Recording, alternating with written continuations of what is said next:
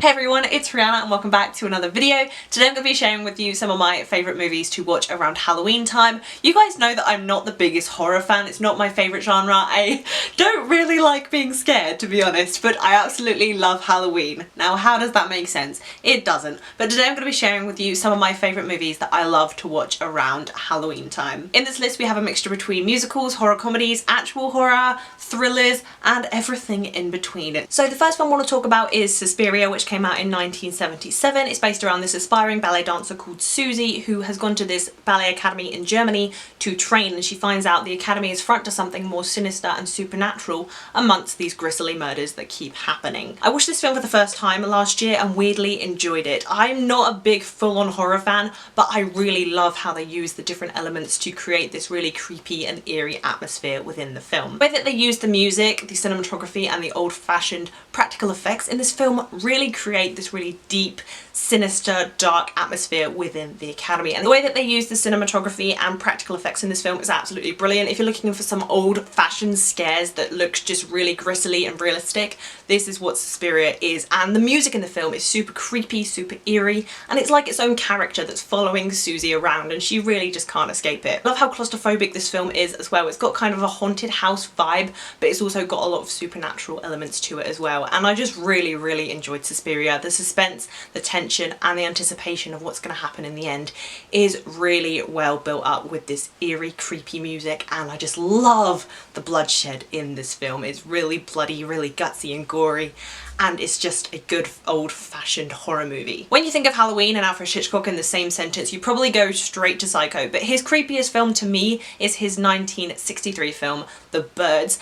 Stuck in my mind is the scene in the playground where she's just sitting having a cigarette and they reverse cut to when the birds are just flocking in to sit on the playground. It's just so well built up with the music and the creepy children singing in the background.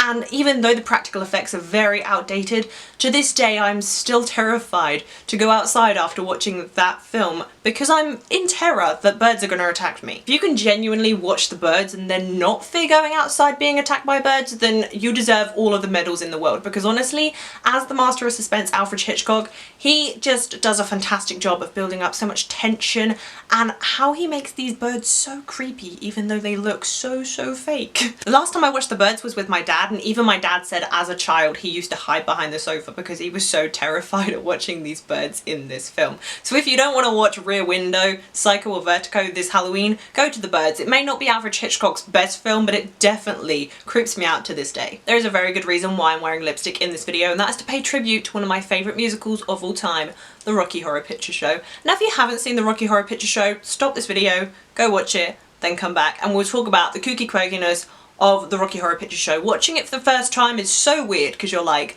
what the hell is going on? And then you watch it a second time and you accept the weirdness and you accept that Tim Curry as Dr. Frankenfurter is iconic and amazing. This film is definitely not full-on horror, but it is kooky and weird, and I just think it's the perfect movie to watch on Halloween because they do live shows of it and they show it in cinemas, and it's just one of those movies that you can love and enjoy on Halloween and just embrace your weirdness. It's such a simplistic story of newly engaged Janet and Brad going into the mysterious, bizarre house of Dr. Frankenfurter, played amazingly by Tim Curry, that goes off on all the weird different tangents, and I love it. You just embrace your weirdness when you're watching The Rocky Horror Picture Show. Another few positive things about The Rocky Horror Picture Show is the songs are incredibly catchy, the dance sequences are amazing, and I'm obsessed with Magenta as a character. I think The Rocky Horror Picture Show just gets better and better with age. The more you can quote it and the more you can sing along to the songs, the more you embrace your weirdness and just love The Rocky Horror Picture Show. What would Halloween be without a little bit of Tim Burton, the master of horror and creepiness? My next pick is Sleepy Hollow, which is starring Johnny Depp and Christina Ricci, and it's based around the story of Ichabod Crane and the Headless Huntsman. I love